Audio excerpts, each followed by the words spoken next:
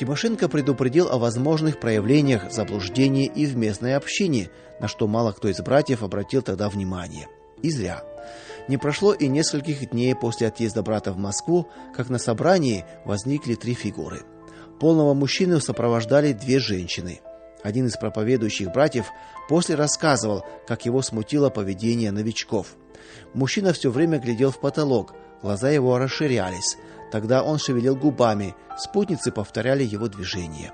Когда же в благоговейной молитве незнакомец вдруг закричал, ничего нельзя было понять, кроме нечленораздельных звуков. «Таф-тафара, курарира!» неистово взвизгивая, вторили крику и женщины. Собравшиеся пришли в замешательство. Никто не знал, как реагировать на подобные выверты. Мужчина продолжал бесноваться, на губах у него появились и клочья пены. Ужасом сковало сердца верующих. Первым опомнился Петр Никитович. Громко на всю церковь он объявил: «Братья и сестры, дьявол молится, не говорите аминь!» Пришельцы немедленно смолкли, женщины кинулись на братьев. «Как вы смели отклонить духа и прервать мое к вам пророчество?» Тут-то и припомнили предупреждение Тимошенко. Не Колосков ли перед нами? Владыкин, сурово взглянув на гостя, произнес: «Именем Господа Иисуса Христа успокойся ты и дух твой». Как мешок повалился на лавку лжепророк. Запели хористы: «Сын Божий, за твою любовь, за грех наш ты понес мучение, за нас пролил святую кровь». Петр Никитович пригласил гостей для беседы. Прошли наполовину Владыкиных. Там пришелец и отрекомендовался. Колосков, крещенный духом и исполненный многими дарами чудотворения. Мои спутницы также пророчицы, они сопровождают миссию. Как мог, любезно объяснил Петр Никитович, что и свое учение они вольны проповедовать где угодно. Однако же благоговейное состояние верующих в собрании нарушать нельзя. Женщины тем временем достали таз с водой, кинулись мыть ноги своему пророку. Набившиеся в комнату братья молча наблюдали за таким действием. Видя, что увещевание мало действует на заблуждающихся, Петр Никитович не отвернулся от них, как в таком случае многие из нас бы поступили, обнаружив бесполезность своих усилий, а пошел дальше. Пригласил их к трапезе. Сели за стол. Петр Никитович заговорил о необходимости личной веры для спасения души. Старался убедить гостей в том, что действуют они по повелению чужого духа. Павлушка сидел рядом. Он лишь согласно кивал головой, разделяя отцовское напутствие колосковцам. Те же притихли под воздействием братского осуждения. Они не остались после трапезы, а быстренько собрались и исчезли внезапно, как и появились. Больше их никто не видел. Братство баптистов жило в ожидании праздника жатвы. Было рекомендовано провести его не в одно воскресенье, как делалось раньше, а в разное время. Поступая таким образом, верующие получали возможность побывать в других общинах, выступить с проповедью, поделиться новостями из жизни церкви. Петр Никитович посоветовался с братьями и сестрами. Единодушно согласились назначить проведение праздника жатвы в середине сентября. Время позволило навестить ближайших соседей. Душ 20 пошли на станцию. Желание отправиться в поездку высказала едва ли не половина хора, да еще несколько проповедников, причем из числа лучших. Отказать им не было никакой возможности, да и была ли в этом нужда. Вот и заполнили верующие чуть ли не весь вагон. Прибыли счастливо. Община в тех местах арендовала помещение, большое здание бывшей чайной. Несколько сот человек в молитвенном доме могли разместиться. Наверху же оставалась комнатка для проповедников. Как водится, на праздник жатвы съехались верующие со всех окрестных деревень. Настоящая кавалькада из телег и подвод, а то и колясок, с утра заполнила прилегающие к городу дороги. Полюбопытствовать пришли и простые обыватели, большей частью православные, но были и неверующие. Позже Петр Никитович рассказывал Павлушке, что его всегда удивила такая закономерность. Стоит объявить о намеченном собрании баптистов, как непременно являлись интересующиеся церковью, верой и личностью самих братьев рядовые горожане. На вопрос мальчика, чем это объяснить, отец добавил бесхитростный ответ: «Живое слово Иисуса Христа никого не оставляет равнодушным». Удачно провели праздник жатвы в этом городке. Доходчивая проповедь, прекрасное служение хористов привели верующих и гостей в состояние восторга и умиления. Примечательным оказалось и выступление солистки, сестры Лизы. Она испела чудесно и невыразимо талантливо аккомпанировала на физгармонии. Как вы сами уже догадались, инструмент, а при знакомстве и сестра Лиза стали притягательным магнитом для сердца Павлушки, и он очень сожалел, когда позже до него докатилась весть об уклонении Лизы от веры. Как стало известно, в этом же не последнюю роль сыграла гордость ее супруга, его мнимая значительность, высокомерие, громогласная и оглушающая проповедь стала препятствием для сердечного общения еще во время праздника. Многие отметили это. Но в целом, конечно, ничто не омрачило души собравшихся порадоваться милости Господней, пославшего людям дары природы. Более тесное общение продолжилось в маленькой и уютной комнатке. Здесь накрыли столы. Желающие получили возможность выступить с проповедями, рассказами, пением и чтением стихов. Неизменным успехом пользовался Павлушка. На этот раз ему внимали с чувством удивления. Он избрал для выступления не какого-нибудь малоизвестного автора, а классика русской литературы Жуковского, «Капитан Боб». Лишь одно обстоятельство огорчило в тот день сердце маленького баптиста: небольшое количество сверстников, посетивших молитвенный дом.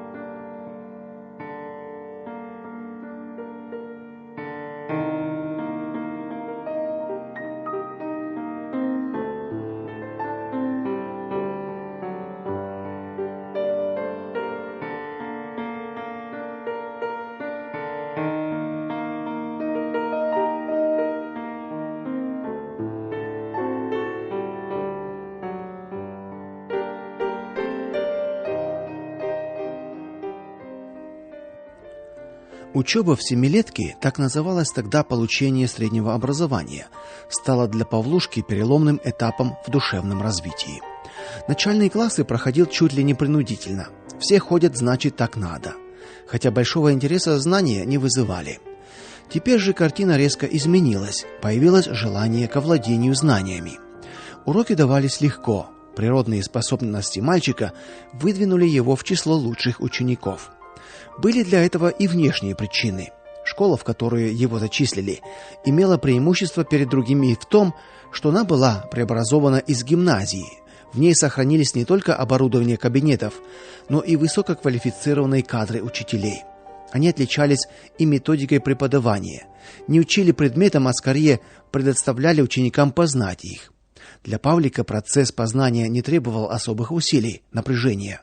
Учился легко, уподобляя накопление знаний плавному течению реки на равнине. Отвечать всегда вызывался первым. С ним любили беседовать учителя. Заданные темы излагал простым, доступным языком. Уж не сказывались ли в этом постоянные присутствия в собраниях и слушание проповедей, которые могут достичь сердца верующих лишь в том случае, если мысли излагаются четко и ясно. Возможно и так. Тетради Павлика отличались чрезмерной аккуратностью. Почерк выработался каллиграфический. Его рисунки по ботанике, физике, зоологии часто становились примером другим. Как показательные, они фигурировали на школьных выставках. Домашние задания Павлик выполнял редко. Во-первых, почти не оставалось времени от помощи по дому.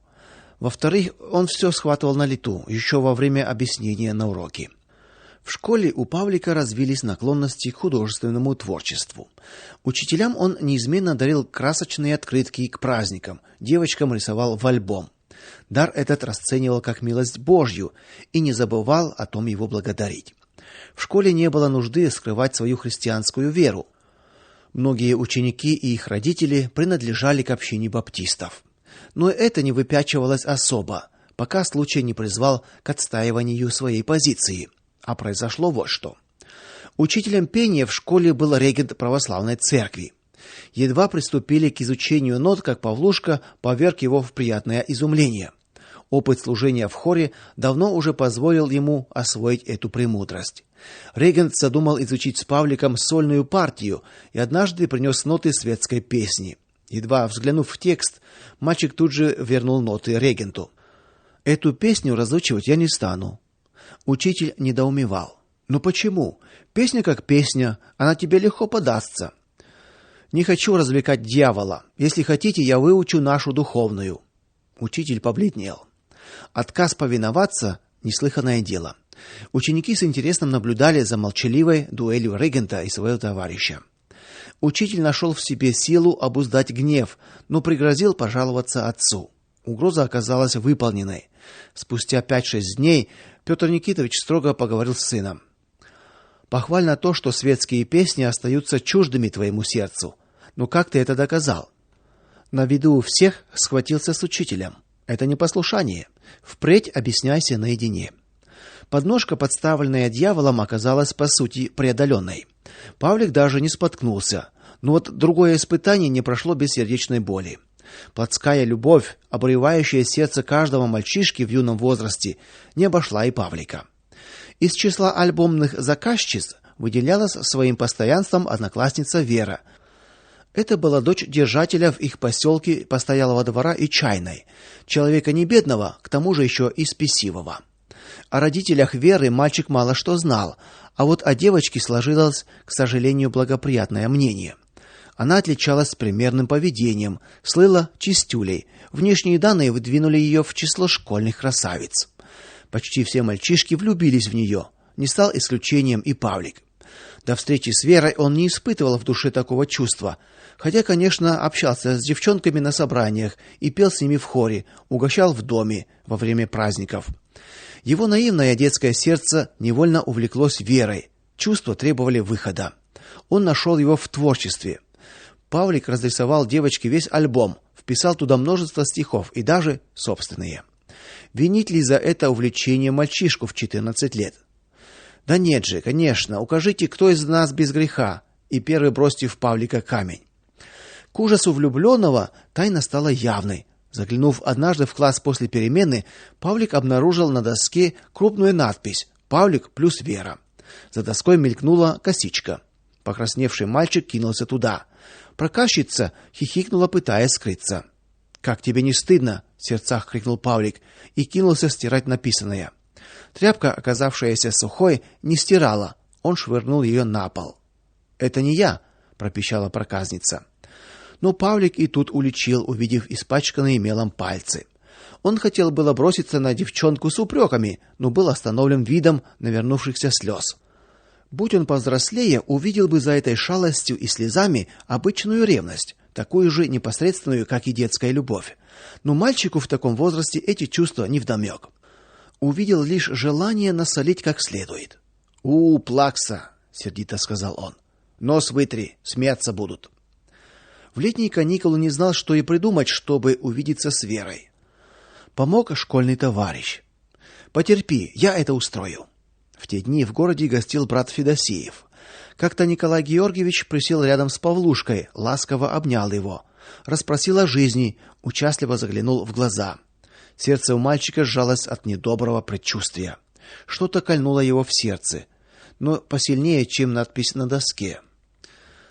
Павлик, мне сказали, будто ты подружился в школе с какой-то девочкой. Часто пишешь ей в альбом стихи, а стихи-то мирские, да и сама девочка из мира.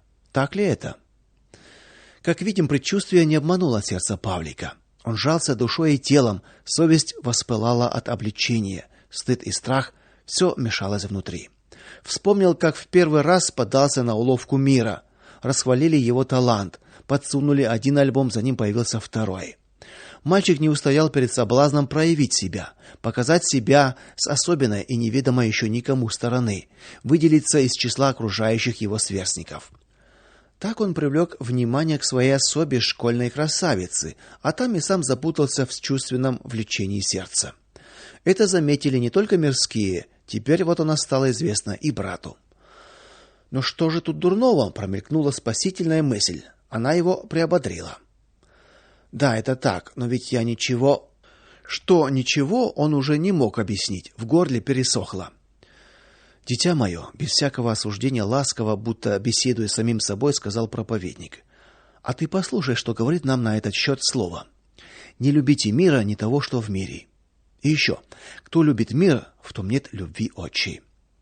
Вот ты стал на эту стезю, искуситель подобрался к тебе. Вспомни свое искушение, он начал через учителя пения. Как ты победил его? Ты отказался развлекать дьявола, разучивая ему на потеху мирские песни. Но искуситель не успокоился на том. Он подобрался к тебе с другой стороны, избрав оружием девичью красоту, модный бант, ловкие стихи, сочинять которые ты стал добровольно. Кого же ты развлекаешь ими? Не того же дьявола? Ты идешь за Иисусом, девочка живет заботами мира. Неужели ты променяешь Иисуса на внешнюю красоту, которая опадает, как цвет на траве? В одном сердце две любви не поместишь. Вот и мама твоя стала замечать, что в собраниях ты стал рассеянным, новых стихов не учишь, на ночь не молишься, в хоре давно не поешь. А ведь люди ждут от тебя стихов, хотят услышать твой чудный голос. Как хорошо ты поешь, твой город не здесь, среди мертвой пустыни. Что мог возразить Павлик? Какие оправдания могли поколебать обличительную истину Христа? Да что есть выше любви к Христу? Младший Владыкин молча слушал брата. Давай помолимся, попросим прощения у Бога за то, что ты отошел от Христа, но сделал это невольно. Замирая от раскаяния, глотая слова и слезы, Павлик признался Господу в том, что искуситель обманул его. Попросил поддержки для противостояния сатане. Весь день прошел в светлой радости примиренного сердца. Позже Павлик узнал, что школьная история стала достоянием родителей Веры. Они разыскали альбом и зло посмеялись над ее увлечением мальчиком из бедной, к тому же верующей семьи, и при случае все свое презрение обрушили на голову матери Павлика. Бедная женщина не знала, что и сказать.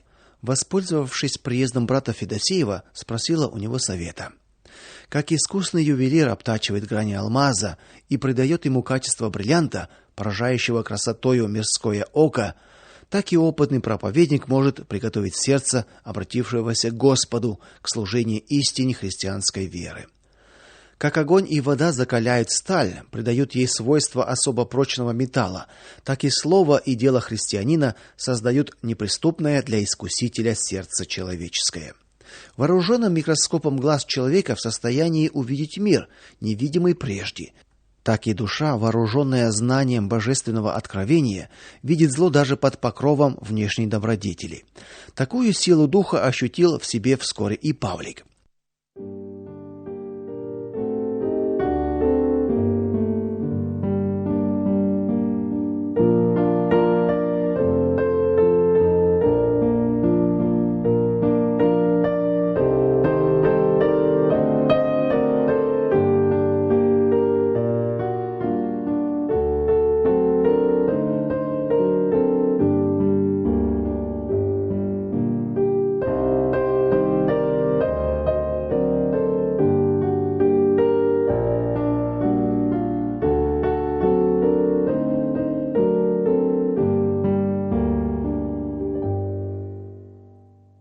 Выполняя свое обещание устроить свидание с Верой, школьный товарищ утянул Павлика на базарную площадь, в углу которой легкомысленно разъявил ворота постоялый двор.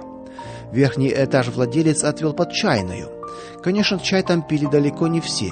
Бедняку там и вовсе делать было нечего. Не догадываясь о том, зачем он здесь, Павлик в сопровождении товарища поднялся по скрипучей лестнице наверх. Открыли дверь. Зрелище, представшее перед ним, потрясло мальчика. Зал тонул в табачном дыму. Музыканты наяривали что-то неприлично разухабистое. Полуобнаженные женщины крутились с кавалерами, не твердо стоявшими на ногах. Вдруг еще одно видение. В коротеньком голубом платьице, сверкая обнаженными ножками, завитая по-взрослому с накрашенными губами, на детском лице ее блуждает похотливая улыбочка. Мысленно отметил про себя Павлик, а не улыбка, от которой расцветает лицо. Проскочила мимо них Вера, высоко неся слабой девичьей ручонки поднос, уставленный рюмками. Все обрушилось в душе Павлика. Он застыл, как изваяние. Все звуки исчезли вокруг. Молнией озарили его слова брата: «Не любите мира, ни того, что в мире». Содомское позорище потрясло его душу. Он не успел очухаться, как эта бабочка, видимо, узрев их издалека, подскочила со злобным шипением. «Вы зачем сюда? Уходите сейчас же, не то мать увидит». Мне и так на днях попало из-за тебя. Уходите же.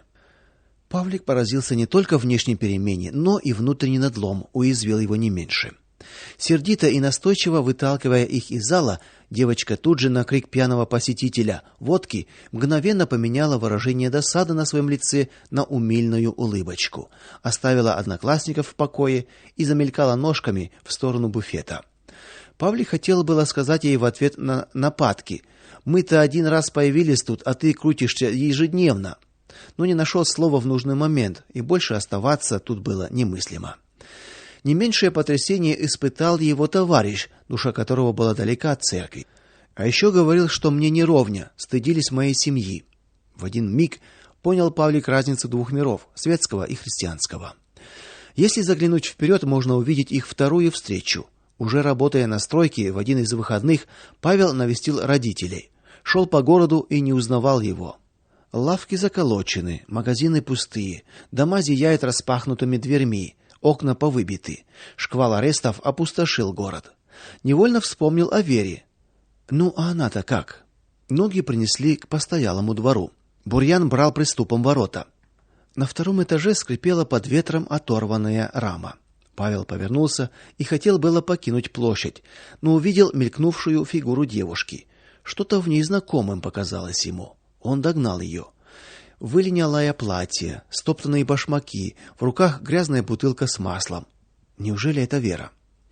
Павел, не сказала, а выдохнула она. Это была она, Вера. Минуту она рассматривала стоявшего перед ней и смотревшего на нее красивого юношу, статного в дорогом костюме. Неужели это он, тот самый мальчишка, щеголявший в наглаженной косоворотке? Неужели это его она гнала взашей из питейного зала? Присядем, Вера. Что ты так смотришь на меня? Как ты живешь? Да не беги ты от меня, сядь. Слово за слово разговорились. Вера поведала о своей грустной истории. Всю семью забрали ночью, а она уцелела случайно. В ту злополучную ночь она гостила у дальней родственницы. К ним прибежали и рассказали соседи. Кинулись к дому. Все вверх дном перевернуто. Даже нитки не удалось взять оттуда, вывезено при аресте. До сих пор ничего не знает о судьбе отца с матерью, сестер и братьев. Живет у тетки, обе едва не нищенствуют. Чем живут? Вера стирает белье да ругается с теткой. Она больная. Все и не так, да не эдак. Ходит попрошайничает. На работу не берут. Дочь арестованных. Такие милые когда-то глаза часто моргали, слезы стояли в них без отрады.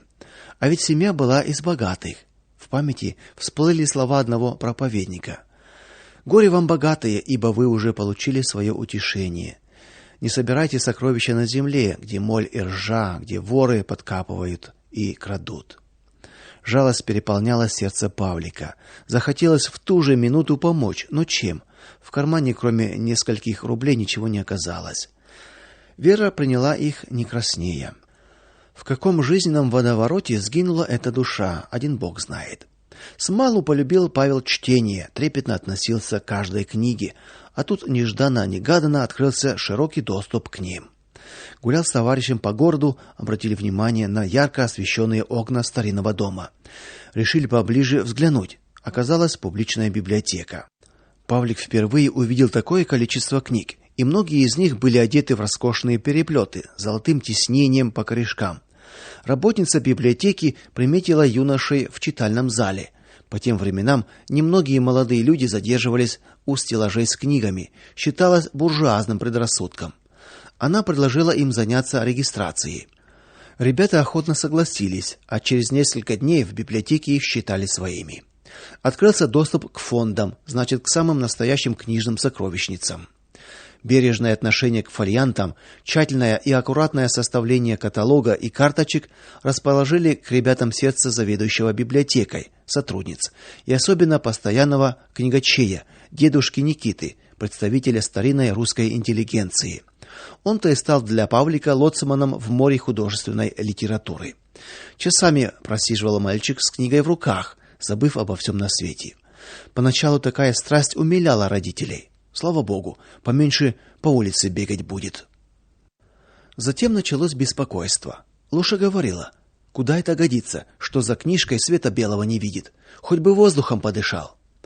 попробовали обратиться за советом к брату Федосееву, тот лишь руками развел. Кому-нибудь другому я бы запретил, а Павлушке так скажу: пусть все испытывает, держится же хорошего. Так он слово в слово и повторил пареньку. Обрадованный поддержкой старшего проповедника, Павлик удвоил усилия в чтении. Горячая любовь к Богу руководила им при выборе книг. Среди них он выбирал драгоценные жемчужины правды. Литература помогала сформировать свое мировоззрение христианина, для которого книга из книг, Священное Писание, служила мерилом во всяком познании жизни.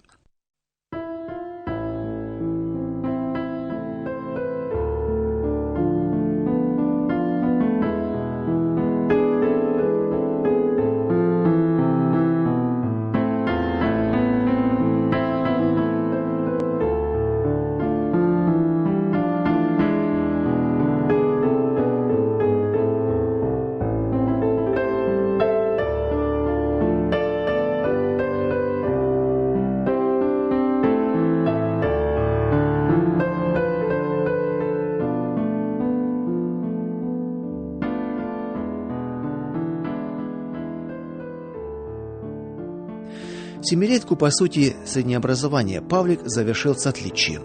Отец пытался было приспособить его к своему сапожному делу, но воспротивилась Луша. Петя, подумай, ему не в нашем, а в своем веке жить придется. Бог дал ему способности и разум. Пусть же учится дальше. Много позже, не раз в молитве, родители благодарили Господа за то, что он наделил Павлика знаниями. В них они усматривали благословение Божье в сыне. Одному Богу известны пути, по которым движется человеческая душа к познанию. Как-то Павлик, узнав про книгу о черной магии, спросил у отца, что это значит. Петр Никитович надел очки, достал Евангелие, раскрыл его на 12 главе от Матфея. Прочту тебе от стиха 43-го. Когда нечистый дух выйдет из человека, то ходит по безводным местам, ища покоя, и не находит. Тогда говорит: возвращусь в дом мой, откуда я вышел.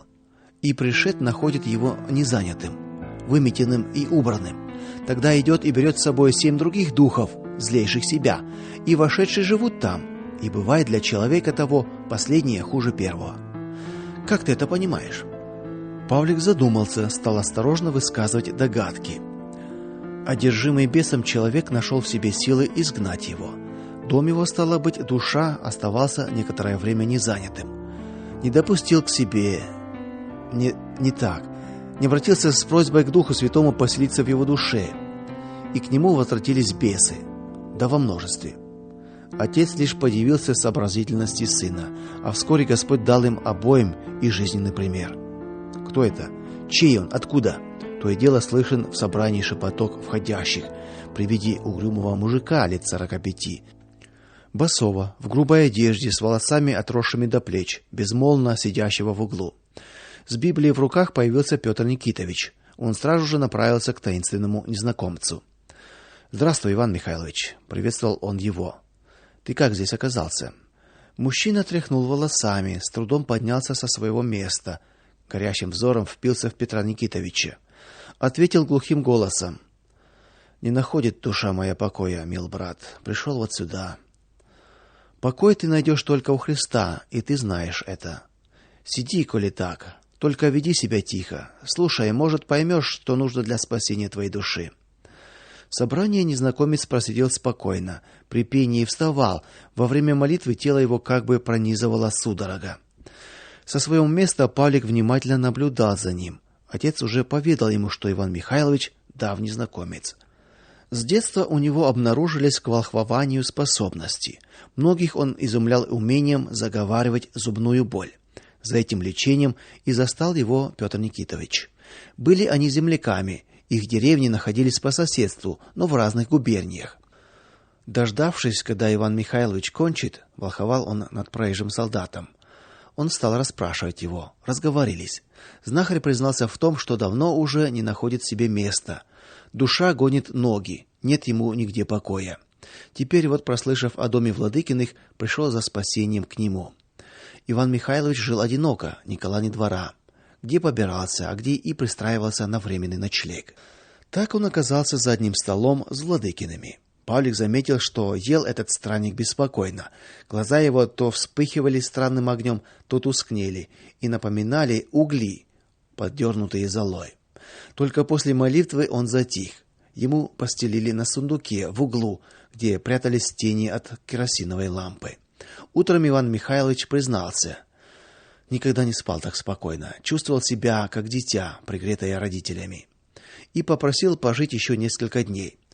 Петр Никитович согласился, только осмотрел его внимательно и сказал: живи, место не переспишь, читай вот Библию. Иван Михайлович как-то слишком беззаботно отмахнулся: не надо, и так хорошо. Ну хорошо так хорошо, настаивать Петр Никитович не стал. А на завтра Волх вдруг засобирался. Пойду я. Владыкины переполошились. Аль худо тебе у нас? Отдыхай еще. Чай неделю выпрашивал, а тут... Нет, не взыщи, Петр Никитович. Мой хозяин гонит меня отсюда. И я знаю почему. В твоих стенах он бессилен. Пойду я. А ты не слушай его. Коль твоя душа тут спокойна, так и живи еще, настаивал Петр Никитович. Нет, с грустью признался он. Не в силах я стоять против него. Гонит он меня, сердится. Пойду я. Исчез, как провалился. Павлик мысленно связал появление его с вопросом черной магии, бесами, покидающими душу человека и возвращающимися вновь. Через неделю тот вдруг опять объявился. Петр Никитич, с какой-то новой ноткой жалости, чего прежде за ним не водилось, обратился он к Владыкину. Я себе сделаю железный крест и болтами прикручу его сквозь тело к спине. Ты же закрой меня в колодце, а сверху оставь трубу, может, избавлюсь от него. Эх, Иван Михайлович, только и вздохнул Владыкин. Только крест Иисуса Христа избавит тебя от лукавого. Покайся, кровь Иисуса смоет твой греховный промысел, освободит тебя от пут сатаны. Покайся, и будешь спасен. Бледный и несчастный человек затрясся, как в лихорадке. Взор его разгорелся немыслимой огненной силой. Он закричал: "Нет, не могу. Хозяин не допускает. Прощай". На этот раз сгинул черный человек окончательно. Павлик много раз размышлял об этом случае. Беседовал с отцом, тот вздыхал о потерянной душе, говоря: "Велико горе, Павлик, этого погибающего человека. Легче перенести все физические страдания, но муки душевные, от них неизмеримо сильнее страдает человек. Еще ужаснее, когда нет надежды на избавление. Это и есть прообраз вечных адских мук. К счастью, Павлик, ты запомни это накрепко. Действие дьявола и его слуг не распространяется на те души, которые освящены Христом и являются его собственностью. Вот почему жизненно важно освящение души человека Святым Духом". Павлик искал ответ в книгах и не находил. Обращался к Библии, все становилось на свое место. Он стал глубже понимать эту истину, записанную в ней. Самое величайшее счастье для человека — обрести в Боге душевный покой. Путь к этому открыт в покорении Христу. Вот говорит же он: "Придите ко мне все труждающиеся и обремененные, и я успокою вас, и найдете покой душам вашим". Павлик закрыл Евангелие, подсел к окну. Сгущались сумерки. Огня не зажигали. Одинокая звездочка робко взглянула со своего небосклона на землю. С земли на нее пристально смотрел юноша, сидящий у окна.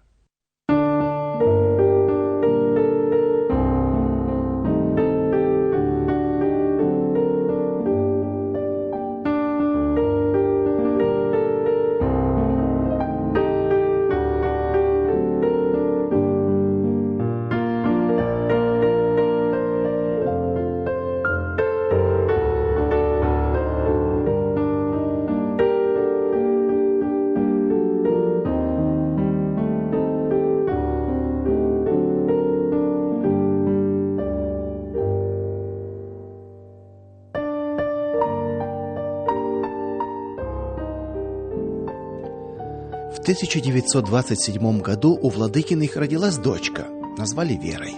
Помятуя о двух безвременно покинувших этот мир братцах, Павлик с особой тщательностью и рвением нянчил маленькую, носил на руках, затаив дыхание. Жили Владыкины во второй половине молитвенного дома. В теплые дни он уже не вмещал всех желающих. Открывали окна и двери, чтобы проповедь и пение хора были слышны тем, кто находился наружу. Дом стоял на оживленной улице. Взад и вперед по ней разъезжали извозчики, крестьянские телеги. Сновал городской люд со станции на базар. Не диво, что многие задерживались при звуках духовного пения, прислушивались, заходили во двор, оставались для беседы и после собрания. Братья усиленно трудились. Община практиковала воскресные занятия с молодежью. Готовились к крещению обращенные. Сестры стряпали обед. К столу частенько присаживались и приезжие. Все жило и дышало радостью воскресшей жизни Господа нашего Иисуса Христа. Недельное расписание служения Господу вышло удачным. Воскресные проповеди призывали к покаянию. Вечера по четвергам посвящались укреплению евангельских знаний. Во вторник занимались с хором, в пятницу разбирали Слово Божье. Понедельник же отводился для разбора повседневных нужд церкви. Дух братолюбия витал над общиною, способствовал умиротворению и покаянию душ, ступивших на скользкий путь зла. Бывали и такие христиане, приносившие церкви и людям больше скорби, нежели радости. Огорчало поведение сестры Зои. Вместе со своей матерью она у истоков рождения общины стояла, но в характере и манерах имела множество плотских грехов. Частые и губительные распри между ними вовлекали в разбирательство других членов церкви. Мать с дочерью проявляли своеволие, непримиримость к советам. Они позволяли себе бесчинно по отношению к служителям. А мать замечали в гордости ума. Собственно, и отошла она в вечность именно такой, пустив корни, питающие нрав дочери. Достигнув зрелости, Зоя оказалась в чуже требованиям верующих. Нередко позволяла себе замечания, и тогда тень печали покрывала все собрание. Можно с уверенностью сказать, что каждая душа при этом вспоминала слова Екклезиаста: «Мертвые мухи портят и делают зловонную благовонную масть мироварника». Благодарению Богу, сила воскресения Иисуса Христа побеждала все. Перед очередным праздником жатвы братья и сестры повторили миссионерскую поездку по старым адресам. В празднике изъявили желание принять участие молокане. Как местные, так и приезжие, наслышанные о плодотворной деятельности баптистской общины. Дом молитвы украсили плодами садов, лесов, полей и огородов. Во дворе кипело несколько самоваров. Господь благословил этот день установлением солнечной погоды. В субботу уже стали съезжаться первые гости. Уже с десяток подвод плотно уставили двор. Уже группа приезжих моложан толпой самого большого самовара принялась разучивать новый гимн, задуманный в подарок общине. Уже перестала беспокойно поглядывать в окно Луша, ожидая приехавшую из починок мать. Сестры видели ее на базаре за покупкой расшитого полотенца, живописно обрамляющего развешанные плоды. Когда тихо скрипнула калитка, и появился старец лет 80. Одет он был в новую холщовую рубаху и такие же портки, заправленные в анучи, над нестоптанными лаптями. Запасная их пара висела за спиной. Там же болталась и котомка. Все это удерживалось на суковатой, отполированной до блеска палке. Затворив калитку, старец снял картуз, низко поклонился церкви. Мир вам, братья и сестры. И я к вам, да не один. Тут только все заметили старушку, до того высохшую, что казалось, лишь чудом она ходит по земле, а не летает, гонимая легким дуновением ветерка. Она жила в городе, но была землячкой старца. Она же его и представила. Никанор это. Его-то побоялись прийти. Старика с гостинцами направили. Вот он. Верующие обступили старца. Никанор же снял котомку со спины, отставил подсошок в сторону. Не лишнее средство путешествия через деревни, известные своими собаками. Преклонив колени и поблагодарив Бога за сохранение его в пути. Помолившись, открыл котомку, извлек оттуда живую индюшку и великолепную тыкву размером с голову человека. Вот я вам принес подарок в праздник жатвы. Пользуйтесь. Павлик находился в доме. Ему поручили украшение стены над хором. Поэтому, когда он услышал во дворе оживление, подумал о бабушке и тотчас выскочил на крыльцо. Незрачного вида дедок беседовал с братьями. Он поднял голову при виде мальчика, поспешно растворившего двери дома. Взгляды их встретились. Мгновенно замешательство в сердце Павлика насторожило и заставило его опустить глаза. А когда он поднял свой взор, увидел такую картину. Дедушка взмахнул руками, призывая к послушанию в пении, и негромким, но исключительно чистым голосом запел: «Некогда чужие, мы теперь друзья, близкими мы стали кровью Христа». Импровизированный хор стройно подхватил припев: «Громко пойте аллилуйя, Бог нас спас и оправдал, наши имена навеки в книгу жизни записал». Павлик никогда не видел этого дедушку, не рассказывали о нем и в общине, но что-то привлекательное было в его облике, располагающее к доверчивой беседе. Эти ласковые глаза, кроткая улыбка, не покидающая лица, сам облик русского старца, точно в ту минуту вышедшего из глубины веков и присевшего ненадолго на пороге молитвенного дома. И Никанор, в свою очередь, поглядел на Павлика. «Благодать-то какая, юноша, а?»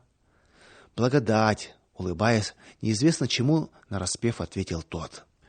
Детально каждый праздник не запечатлевался в памяти Павлика Владыкина. Обычно это короткие воспоминания, связанные с чьей-то выразительной проповедью, новым братом или покаянием, совершенным заблуждающейся в прошлом душой. Может, поэтому праздник жатвы, в который он впервые увидел Никанора, запомнился и потому, что прощения у Господа попросил известный на всю округу, отпетый хулиган и бывший вор Арсентий. Запомнился и непривычным местом во дворе для трапезы. Но были и еще две причины. Во-первых, после собрания братья и сестры вышли на улицу, где уже стояла приличная толпа народа из неверующих, и, вытянув шеи, прислушивалась к пению и словам проповедника. Завязалась беседа. По какой-то надобности Павлик оказался рядом и удивился, услышав вопрос: правда ли, что баптисты детей на огне сжигают? Он даже взглянул на спрашивающего. Крепкий такой мужчина, с виду даже не глупый, а таким мусором забита голова. Показав на Павлика, брат засмеялся. Вот у нас ребенок чуть не с младенчества в общине, и, как видите, вроде цел. Тут все заговорили, перебивая друг друга, и Павлику стал ясен уровень знаний неверующих, их заблуждение о баптистах. Дескать, можно услышать самое разное, в том числе ходят слухи и странные, и грязные, что среди них были одни развратники. Кто-то утверждает, что в секту, явно по неграмотности, ходят только одни старики и старухи, а кривой мужичонка в извозчичьем балахоне всерьез щупал руки братьям, желая убедиться, что перед ними настоящие живые люди, а не чудовища, о которых распространяет столько небылиц. «Люди», — изумился Павлик, — «до какой степени может вырасти невежество, если сами баптисты не начнут рассказывать им о себе?» Желая пресечь подобные кривотолки, Павлик совершенно естественно и незаметно для себя увлекся разговором, сказал, сколько у них молодежи, и что многие с детства приучают детей молиться, и это тоже вознаграждается миром и любовью, которые царствуют в общине. «Да-да», — согласно кивнули головами неверующие, — «мы вот идем и слышим, поет хор, да так плакать хочется от радости». Встали тут за забором, смотрим, народу во дворе страсть. И все с улыбками, ни одного драчуна, никто не сердится.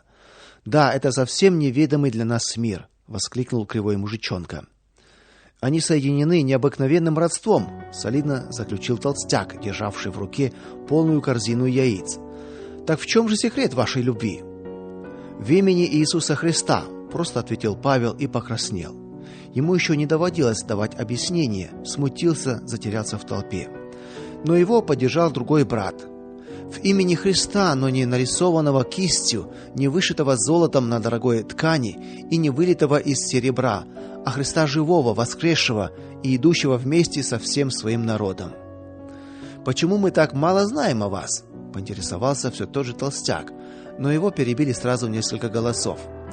«Неправда, о наших братьях тут все знают». «Да он с дальней деревни, в городе редко бывает». «Вот уж сказал, не знали. Знать-то мы знали, да не все шли». Тут позвали к трапезе. Павлик пошире раскрыл и закрепил ворота, пригласив всех желающих. В толпе неверующих произошло некоторое замешательство. Не думали, что вот так запросто могут прийти люди с улицы на праздник, побеседовать, потом сесть за стол. Первым рискнул кривой мужичонка, снял балахон, зачем-то перекрестился и направился к столу.